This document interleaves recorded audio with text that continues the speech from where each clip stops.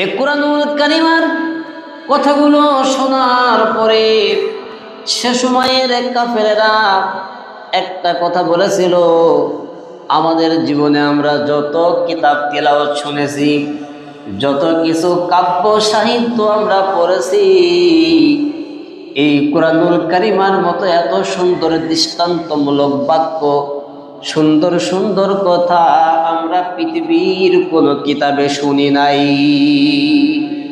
এত সুন্দর মধুর বাণী আমরা কোথাও আজ পর্যন্ত শুনি নাই। আর নিঃসন্দেহেই এটা এমন একটা কথা, এমন একটা বাণী যা পৃথিবীর কোনো মানুষের পক্ষে রচনা করা সম্ভব নয়। আরবের যত বড় বড় কবি ছিল, সাহিত্যিক ছিল, যাদের কবিতা কাবা শরীফের দেওয়ালে টাঙিয়ে রাখা হতো,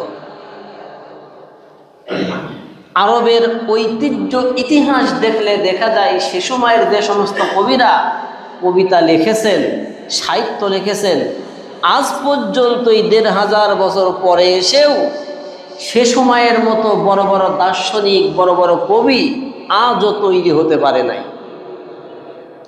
তো সেই সময়ের কবিগণ এই কুরআনুল কারীমের কথাগুলো শোনার পরে তারা বলতেছে, নিঃসন্দেহেই এটা এমন একটা বাণী, এমন একটি কথা যা পৃথিবীর কোনো মানুষের পক্ষে তৈরি করা সম্ভব নয়। আমার ভাইরা, যখনই মক্কার কাফেরেরা কিছু কিছু ব্যক্তি বিশেষ তারা যখন এমন কথাগুলো বলা বলি শুরু করে দিল যে কোরআনের মতো এত সুন্দর কথা, এত সুন্দর বাণী পৃথিবীতে আর কিছুই নাই, কিন্তু তাদের পিছন দিক থেকে যারা বড় বড় নেতা ছিল, আবু লাহাব, আবু জেহেল, উতবা, সাহেবা, এরা বলতেছে, খবরদার কোরআনের প্রশংসা তোমরা করতে যেও না।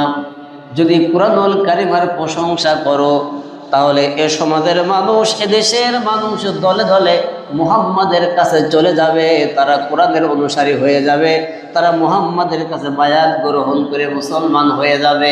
এর পরবর্তীতে ইতিহাস দেখা গিয়েছে তারা দলের চাপে পড়ে, তার উপরের নেতাদের চাপে পড়ে তারা সত্য জানা বোঝার পরেও তারা কোরআনকে প্রত্যাখ্যান করেছে। ইন্নাল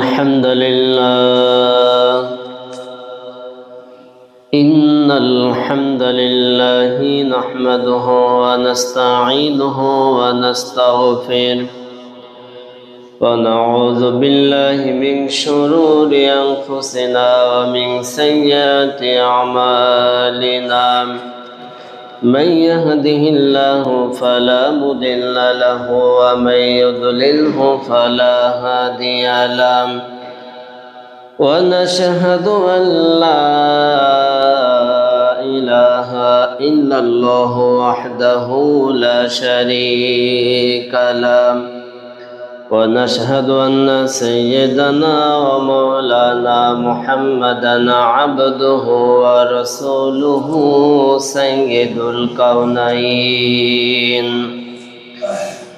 ليلا ونهارا في الطرفين. فقد قال الله تعالى في كلامه المجيد وفي الفرقانه الحميد. জবান ছেড়ে সবাই আমার সাথে পড়েন, আউযু বিল্লাহি মিনাশ শাইতানির রাজীম। বিসমিল্লাহির রহমানির রহিম। বলেন তো আমাদের সেই কিতাবের নাম কি? সবাই বলেন আল কোরআন। আল কোরআন এমন একটি কিতাব, কিতাবের শুরুতেই বলা হচ্ছে যালিকাল কিতাবু লা রাইবা ফি। এতে ভুল তো দূরের কথা, সন্দেহের অবকাশ পর্যন্ত নাই। কেউ সন্দেহ এর মধ্যে করার সুযোগ রাখে না যদি সেই মান দাবি করে থাকে। তাহলে এমন একটি কিতাব আমরা পেলাম যে কিতাবের মধ্যে ভুল তো দূরের কথা, সন্দেহও নাই। এবার যুগে যুগে বড় বড় বিজ্ঞানী যারা আছে তাদের বৈজ্ঞানিক থিওরি তারা জাতির সামনে উপস্থাপন করতে যেয়ে তারা দেখলো যে পৃথিবীতে অনেক কিছুই করলাম, অনেক কিছু আবিষ্কার করলাম, এত নাম সুনাম অর্জন করলাম, এবার দেখি কুরআনুল কারীমের শুরুতেই বলতেছে যালিকাল কিতাবু লা রাইবা ফীহি, এই কিতাবে কোনো ভুল নাই, দেখি আমি একটু ভুল বের করতে পারি নাকি। তারা চ্যালেঞ্জ গ্রহণ করলো এই আয়াতের যে আমি কুরআনুল কারীমের ভুল খুঁজে বের করতে পারি কিনা। তার জীবনের 20 বছর 30 বছর ধরে গবেষণা করে করে এমন এক সিদ্ধান্তে এসে তারা শেষ পর্যন্ত পৌঁছালো, তারা বলতে বাধ্য হলো যে কুরআনুল কারীম এমন একটি কিতাব, যালিকাল কিতাবু লা রাইবা ফীহি, আসলে তার মধ্যে ভুল তো দূরের কথা, সন্দেহের অবকাশ পর্যন্ত নাই। জবান ছেড়ে কোন আল্লাহু আকবার। তাহলে যারাই যুগে যুগে কোরআন গবেষণা করতে গিয়েছে, দেখা গিয়েছে এই কোরআনের ছায়াতলে আল্লাহ পাক তাদেরকে কবুল করে নিয়েছে, তারা ইসলামের পথে চলে এসেছে। কিন্তু যারা সত্যকে সত্য জানার পরেও কোরআনের সঙ্গে বিরোধিতা করেছে, কোরআনের সঙ্গে গাদ্দারি করেছে, যুগে যুগে আল্লাহ পাক রব্বুল আলামিন এদেরকে লাঞ্ছিত করেছেন, অপমানিত করেছেন। এই পৃথিবীর জগতেই তাদেরকে দৃষ্টান্তমূলক শাস্তি আমার আল্লাহ পাক রব্বুল আলামিন দিয়েছেন। এজন্য আমরা গত জুমায় কথা বলেছিলাম সূরা হামিম সাজদার 26 নম্বর আয়াতে কারিমা থেকে, আমরা শেষ করতে পারি নাই সংক্ষিপ্ত সময়ের কারণে। যে পর্যন্ত কথা বলেছিলাম তার পরবর্তী থেকে আমরা আজকের আলোচনা, আজকের কথাগুলো উপস্থাপন করতে যাচ্ছি ইনশাআল্লাহ। আল্লাহ পাক জানিয়েছেন কাফেরদের সিদ্ধান্তটা কেমন ছিল। সে সময় যখন নবীজি মুহাম্মদ রাসূলুল্লাহ কোরআনের দাওয়াত দেয়, আপনারা ইতিহাস শুনেছেন যে রাসূলুল্লাহ রাতের অন্ধকারে কোরআন তিলাওয়াত করতেছে, আর ঘরের পিছনে উতবা, সাইবা, ওয়ালিদ ইবনে মুগিরা এরা এসে রাতের অন্ধকারে দাঁড়িয়ে থেকে থেকে কোরআন তিলাওয়াত শুনতেছে। শুনতে শুনতে এমন অবস্থা হয়ে গেছে, সকাল হয়ে গেছে, তাও তারা দাঁড়িয়ে শুনেই যাচ্ছে। আল্লাহু আকবার। তাহলে যে মানুষগুলো রাতের অন্ধকারে এসে নবীজির ঘরের পিছনে দাঁড়িয়ে দাঁড়িয়ে কোরআন তেলাওয়াত শুনতেছে, ঘন্টার পর ঘন্টা দাঁড়িয়ে, বলেন তারা যদি কোরআন না বুঝতো তারা কি দাঁড়িয়ে দাঁড়িয়ে শুনতো? বলেন শুনতো?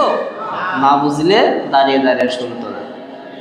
আমার ভাইরা, এই কুরআনুল কারীমের কথাগুলো শোনার পরে সে সময়ের কাফেরেরা একটা কথা বলেছিল, আমাদের জীবনে আমরা যত কিতাব তিলাওয়াত শুনেছি, যত কিছু কাব্য সাহিত্য আমরা পড়েছি, এই কুরআনুল কারীমের মতো এত সুন্দর দৃষ্টান্তমূলক বাক্য, সুন্দর সুন্দর কথা আমরা পৃথিবীর কোনো কিতাবে শুনি নাই।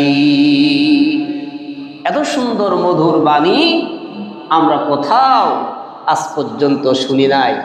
আর নিঃসন্দেহেই এটা এমন একটা কথা, এমন একটা বাণী যা পৃথিবীর কোনো মানুষের পক্ষে রচনা করা সম্ভব নয়। আরবের যত বড় বড় কবি ছিল, সাহিত্যিক ছিল, যাদের কবিতা কাবা শরীফের দেওয়ালে টাঙিয়ে রাখা হতো,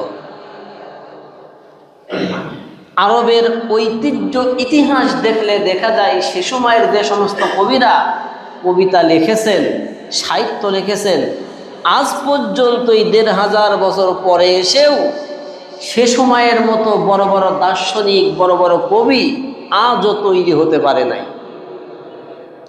তো সেই সময়ের কবিগণ এই কুরআনুল কারীমের কথাগুলো শোনার পরে তারা বলতেছে, নিঃসন্দেহেই এটা এমন একটা বাণী, এমন একটি কথা যা পৃথিবীর কোনো মানুষের পক্ষে তৈরি করা সম্ভব নয়। আমার ভাইরা, যখনই মক্কার কাফেরেরা কিছু কিছু ব্যক্তি বিশেষ তারা যখন এমন কথাগুলো বলা শুরু করে দিল যে কোরআনের মতো এত সুন্দর কথা, এত সুন্দর বাণী পৃথিবীতে আর কিছুই নাই, কিন্তু তাদের পিছন দিক থেকে যারা বড় বড় নেতা ছিল, আবু লাহাব, আবু জেহেল, উতবা, সাইবা, এরা বলতেছে খবরদার কোরআনের প্রশংসা তোমরা করতে যেও না। যদি কোরআনুল কারিমের প্রশংসা করো তাহলে এ সমাজের মানুষ, এদেশের মানুষ দলে দলে মুহাম্মাদের কাছে চলে যাবে, তারা কোরআনের অনুসারী হয়ে যাবে, তারা মুহাম্মাদের কাছে বায়াত গ্রহণ করে মুসলমান হয়ে যাবে। এর পরবর্তীতে ইতিহাস দেখা গিয়েছে তারা দলের চাপে পড়ে, তার উপরের নেতাদের চাপে পড়ে তারা সত্য জানা বোঝার পরেও তারা কোরআনকে প্রত্যাখ্যান করেছে। কোরআন মানতে চাই নাই, কোরআন গ্রহণ করতে চাই নাই। আধুনিক যুগ বর্তমান সময়ের সঙ্গেও যদি আপনি এই ইতিহাসটাকে একটু মিলায়ে দেখতে চান, এ সমাজে অনেক মানুষ এমনও আছে যারা কোরআন সত্য, কোরআনের বাণী সত্য, এ কোরআন দিয়ে যারা নিজেদের জীবনগুলো চালানোর পরিকল্পনা করে, মানুষগুলো ভালো মানুষ, সব তারা জানে বোঝে, কিন্তু তারপরেও বিরোধিতা করে এই কারণে যে এখানে একটা ব্যক্তিগত ক্ষমতা বা দলের একটা স্বার্থ আছে। এই কারণে ওই কুফরি মতবাদ যারা বিশ্বাস করে, বামরাম মতবাদ যারা বিশ্বাস করে, বিভিন্ন দেব দেবী উপাসনালয়ে যারা বিশ্বাস করে, তারা এই জন্য কখনোই চায় না যে আল্লাহর এই কোরআন বাংলার জমিনে বিস্তৃতি লাভ করুক। ঠিক ওই ১৫০০ বছর আগে কাফেরেরা, আবু লাহাব, আবু জেহেল, উতবা, সাইবা, এই জন্যই মুসলমানদেরকে তৎকালীন সময়ের যারা কোরআনকে ভালোবাসতে যাবে, কোরআনকে অনুসরণ করতে যাবে, তাদেরকে নিষেধাজ্ঞা দিয়ে বলতেছে وقال الذين كفروا لا تسمعوا لهذا القرآن والغوا فيه لعلكم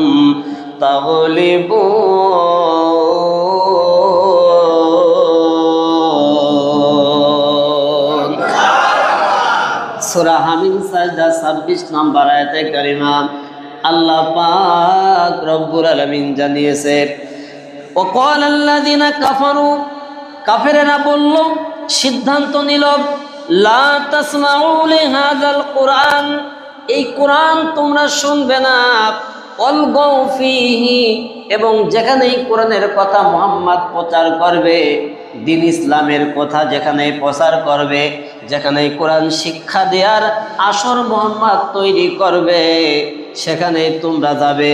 যাওয়ার পরে সেখানে হট্টগোল পাকাবা, গ্যাঞ্জাম পাকায়া, সেখানে পরিবেশ উচ্ছৃঙ্খল তৈরি করে মুহাম্মাদের কথাগুলো শোনা বন্ধ করে দিবা।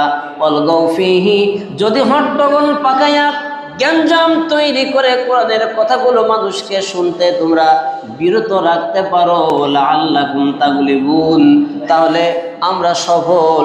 আমরা যে সিদ্ধান্ত নিয়ে সামনের দিকে এগিয়ে যাচ্ছে, আমাদের সিদ্ধান্তটা সফল। আবু লাহাব, আবু জেহেল, উতবা সাহেবের সিদ্ধান্ত ছিল এটা, মানুষ যেন কোরআন শুনতে না পারে, মানুষ যেন কোরআন বুঝতে না পারে, এ সমাজের মানুষ যেন সত্য পথের সন্ধান খুঁজে না পায়।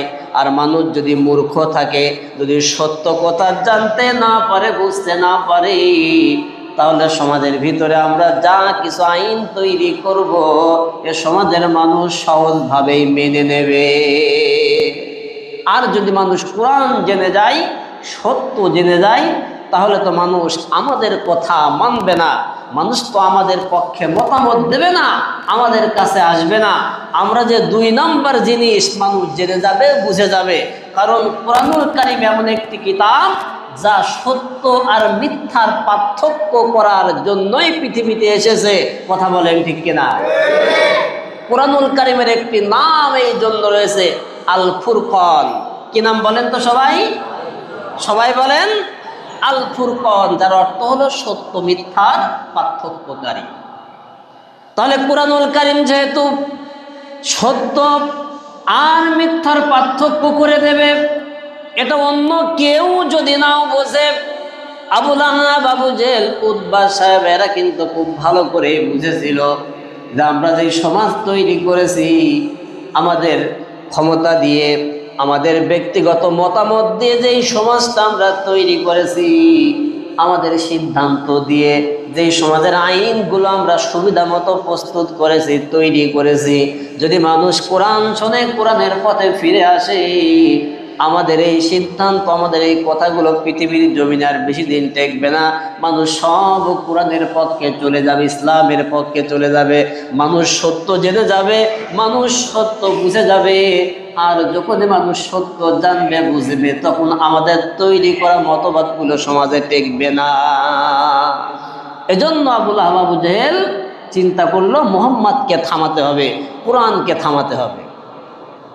আমার ভাইয়েরা, এই জন্য যারা যুগে যুগে কোরআনুল কারীম থামানোর চিন্তা করেছে, কোরআনের নূর থামিয়ে দেওয়ার পরিকল্পনা করেছে, এই কোরআনুল কারীমকে অস্বীকার করেছে, সত্য কিতাব জানা বুঝার পরেও যারা কোরআনুল কারীমের সঙ্গে বিরোধিতা করেছে, আমার আল্লাহ পাক রব্বুল আলামিন জানিয়ে দিচ্ছেন, ফালা নুযিকান্নাল্লাযীনা কাফারু আযাবান শাদীদা ওয়ালানাজজিয়ান্নাহুম আসওয়াআল্লাযী কানূ ইয়া'মালুন। সূরা হামিম সাজদা ২৭ নম্বর আয়াতে কারিমা আল্লাহ পাক বলতেছেন, আলোচ্য আয়াতে কারিমার মধ্যে ভালো করে খেয়াল করেন, ফালা নুযিকান্নাল্লাযীনা কাফারু, আমি অবশ্যই তাদেরকে আযাবান শাদীদা, কঠিন আযাব, মজবুত আযাব, শক্ত আযাবের স্বাদ কাফেরদের গ্রহণ করাবই। ফালা নুযিকান্নাল্লাযীনা, অবশ্যই আমি তাদেরকে আস্বাদন করাবো, আযাবের স্বাদ তাদেরকে গ্রহণ করাবো। আযাব কত কঠিন এটা অবশ্যই তাদেরকে আমি আল্লাহ বুঝাই ছাড়বো। ওয়ালানাজজিয়ান্নাহুম আসওয়াআল্লাযী কানূ ইয়া'মালুন, যারা এই পৃথিবীর জমিনে নিকৃষ্ট অন্যায় পাপাচার করে বেড়ায়, খারাপ কাজ, অশ্লীল কাজগুলো করে বেড়ায়, তাদের এই কর্মের দরুন আমি অবশ্যই অবশ্যই তাদের কর্মের প্রতিদান দান করেই ছাড়ব। আমার ভাইরা, সহজ দুইটি কথা আল্লাহ বলতেছেন, ফালা নুযিকান্না, অবশ্যই আমি তাদেরকে আস্বাদন করাবো।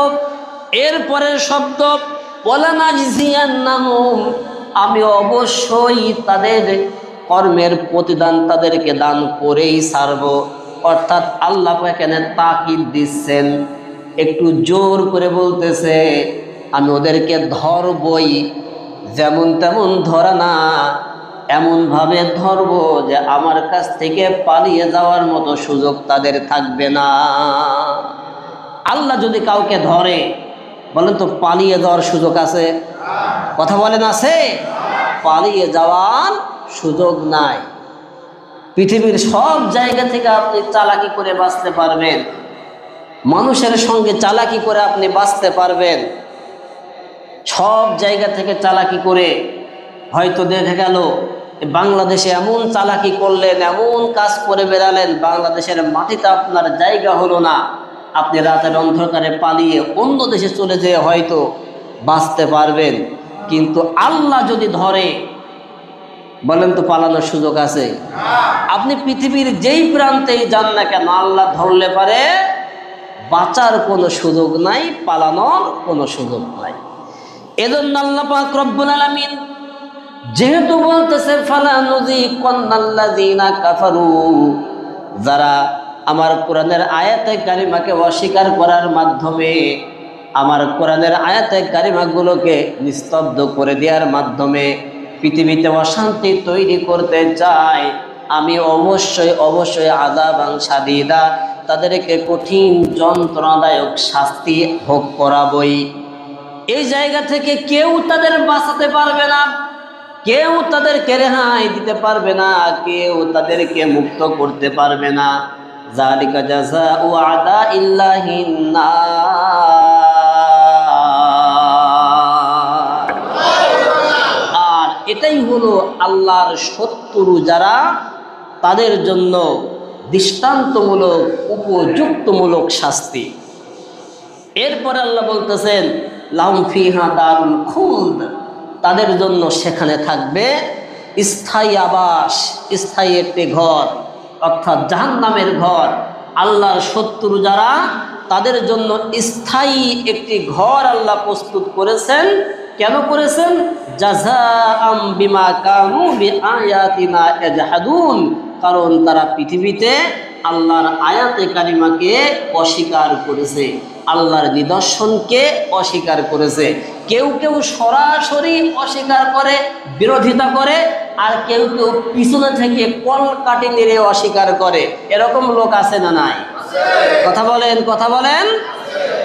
সামনে এসে কিছু লোক থাকে, আর পিছন থেকে কিছু ক্ষমতা দেয়া, সাহস দেয়া, যে আগাও, পিছনে পিছনে আমরা আছি। এই যে পিছনে পিছনে কলকাঠি যারা নাড়ে, এরা মনে করে মনে হয় আমরা পিছন থেকে করতেছি, এ কেউ মনে হয় দেখতেছে না, কেউ বুঝতেছে না। কিন্তু যে দেখার সে দেখে কি দেখে না? কথা বলেন, দেখে কি দেখে না? তার অদৃশ্যের বাইরে পৃথিবীর কোনো কিছু নাই, তার হুকুমের বাইরে কারোর কিছু করার ক্ষমতা নাই। আমার ভাইরা, এজন্য আল্লাহ পাক রব্বুল আলামিন জানিয়েছে, যখন তিনি পাকড়াও করবেন, যখন তাদেরকে ধরবেন, এইবার কাফেররা বলবে, ওয়াকালাল্লাযীনা কাফারু রব্বানা আরিনাল্লাযাইনি আযাল্লানা মিনাল জিন্নি ওয়াল ইনস নাজআলহুমা তাহতা আকদামিনা লিয়াকুনা মিনাল আসফালিন।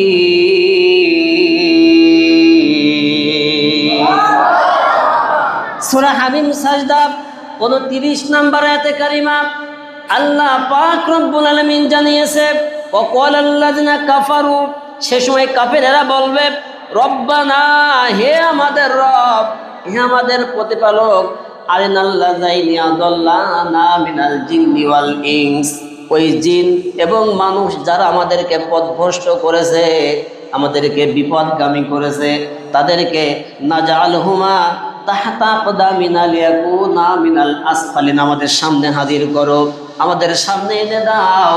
আমরা আজকে পা দিয়ে তাদেরকে পিষে পিষে মারবো, অর্থাৎ পা দিয়ে এমনভাবে তাদেরকে পারাবো, তাদের বুকের হাড়গুলোকে ভেঙে চুরমার করে দেব। এরপরে আকদামিনা লিয়াকুনা মিনাল আসফালিন, যেন তারা এমনভাবে নিকৃষ্ট অবস্থায় শাস্তি ভোগ করে, চূড়ান্ত পর্যায়ের অপমানিত তারা যেন আজকের এই কিয়ামতের মাঠে হয়। ওই সময় কাফেরেরা যে মানুষগুলোর কথা শোনার পরে, অপরাধীরা যাদের কথাগুলো শোনার কারণে কোরআনের সঙ্গে বিরোধিতা করেছে, কোরআনের বিপক্ষে অবস্থান গ্রহণ করেছে, আল্লাহর বিপক্ষে অবস্থান গ্রহণ করেছে, এই মানুষগুলো তাদের নেতাদেরকে, তারা যার অনুসরণ করতো, তার কথাগুলো শোনার কারণে এই অপরাধগুলো করতো, আল্লাহর সামনে বলবে তাদেরকে হাজির করো, তাদের উপর আমরা কঠিন প্রতিশোধ গ্রহণ করব। এরপরে তারা আফসোস করবে আর বলবে, ওয়ায়াউমা ইয়া'আদ্দুয যালিমু আলা ইয়াদাইহি ইয়াকুলু ইয়া লাইতানি ইত্তাখাযতু মা'আর রাসূলি সাবিলা।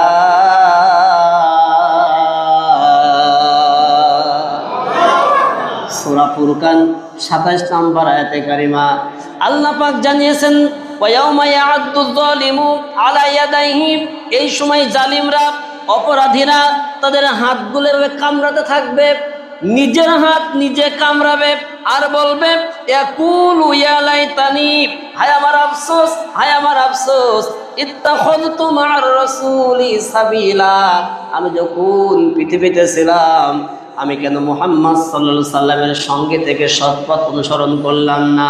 আমি কেন কোরআনের পক্ষে থাকলাম না? আমি কেন কোরআন দিয়ে আমার নিজের জীবনটাকে কেন সাজালাম না? রসুলের তরিকা, রসুলের পদ্ধতি অনুযায়ী কেন আমি আমার নিজের জীবনটাকে সাজালাম না? আমি কেন আমার দলের নেতা যে ছিল, যে আমাকে অসৎ পথে নিয়ে গিয়েছে, বাতিল পথে নিয়ে গিয়েছে, কোরআন বিরোধী পথে নিয়ে গিয়েছে, তার কথা আমি কেন শুনলাম? কি কারণে তার কথাগুলো শুনে আমি বাতিল পথ অনুসরণ করলাম? আফসোস করবে আর এই কথাগুলো বলতে থাকবে। এরপরে বলবে, ইয়া ওয়াইলাতা লাইতানি লাম আত্তাখিয ফুলানান খলিলা, হায় আমার আফসোস, আমি যদি অমুক ব্যক্তিকে বন্ধু রূপে গ্রহণ না করতাম, আমি যদি অমুক ব্যক্তিকে অনুসরণ না করতাম, আমি যদি ওই নিকৃষ্ট শ্রেণীর খারাপ মানুষ, শয়তান মানুষ, অপরাধী চক্রের সঙ্গে যারা জড়িত, কোরআন বিরোধীর সঙ্গে যারা জড়িত, তাদের সঙ্গে যদি আমি বন্ধুত্ব না করতাম, তাদের সঙ্গে যদি আমি সঙ্গ না দিতাম, তাহলে হয়তো আমার জন্য আজকের এই কিয়ামতের মাঠ এত কঠিন হতো না, আজকের এই হাসরের ময়দান আমার জন্য এত বেশি কঠিন হতো না। আফসোস করবে আর কান্নাকাটি করতে থাকবে। এবার বলেন তো, হাসরের মাঠে যদি কোনো মানুষ ধরা পড়ে যায় আর কান্নাকাটি করতে থাকে, ওই বান্দা যতই আহাজারি করতে থাকুক, কান্নাকাটি করতে থাকুক, আর কি নেক আমল করার সময় সুযোগ পাবে নাকি? কথা বলেন, কথা বলেন।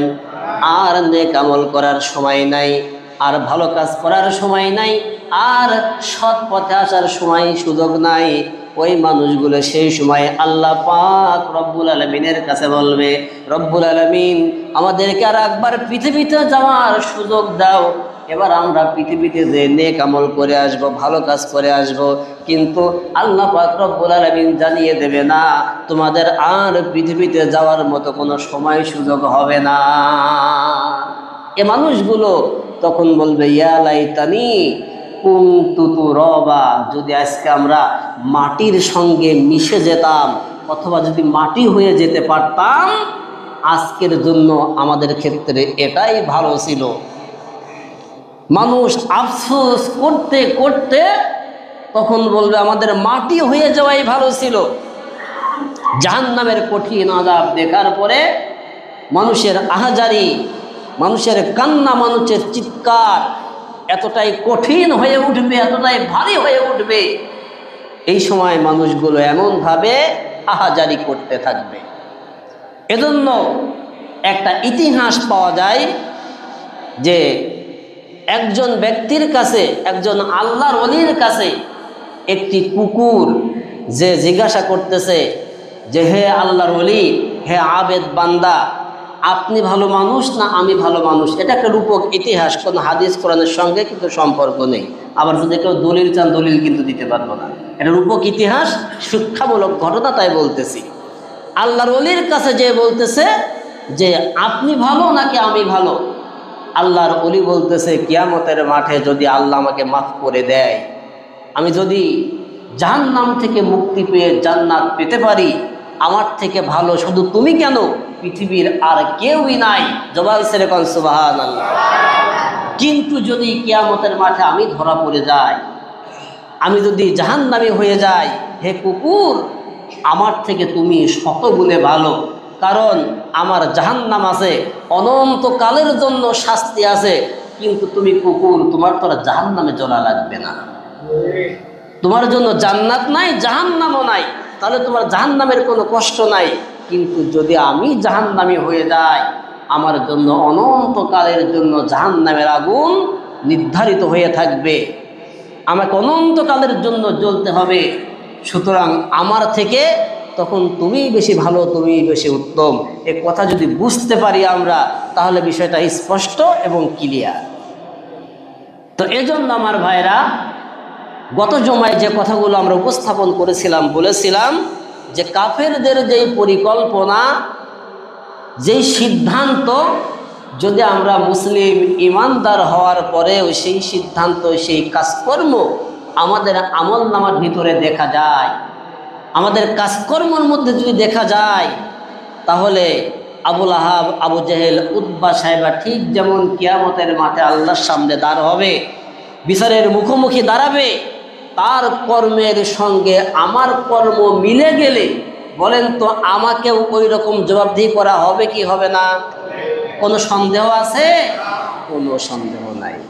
সুতরাং আল্লাহ পাক আমাদেরকে সৎ পথে, ইসলামের পথে, নবীজির পথে, আল্লাহ দ্বীনের পথে কবুল করুক। এবং আমরা ঈমান এমনই মজবুত করতে চাই যে জীবনে এক বিন্দু পরিমাণ শরীরে রক্ত থাকা পর্যন্ত, এই রুহটা ভিতরে 1 সেকেন্ড পরিমাণ থাকা পর্যন্ত আল্লাহ এবং আল্লাহ রসুল বাদে অন্য কারোর গোলামি আমরা করতে পারি না। কথা বলেন ঠিক কিনা? কারোর গোলামি করার সুযোগ নাই। ইসলামের বাইরে অন্য কোনো মত, অন্য কোনো পথ গ্রহণ করা, অনুসরণ করার কোনো সুযোগ নাই। কোরআন দিয়ে আমার জীবন গড়তে হবে। আমার জায়গা থেকে যতটুকু সম্ভব এ কোরআন প্রচারের জন্য, প্রতিষ্ঠা করার জন্য, কোরআনের আইন প্রতিষ্ঠার জন্য, কোরআনের দ্বীন প্রতিষ্ঠার জন্য যতটুকু কাজ করা সম্ভব, ইমানের দায়িত্ব আপনাকে ততটুকুই করতে হবে। যদি আপনি করতে না পারেন তাহলে ইমানদার হিসাবে আপনি ব্যর্থ। আপনি প্রকৃত ইমানদারের পরিচয় নিয়ে আল্লাহর সামনে দাঁড় হতে পারবেন না, হাজির হতে পারবেন না।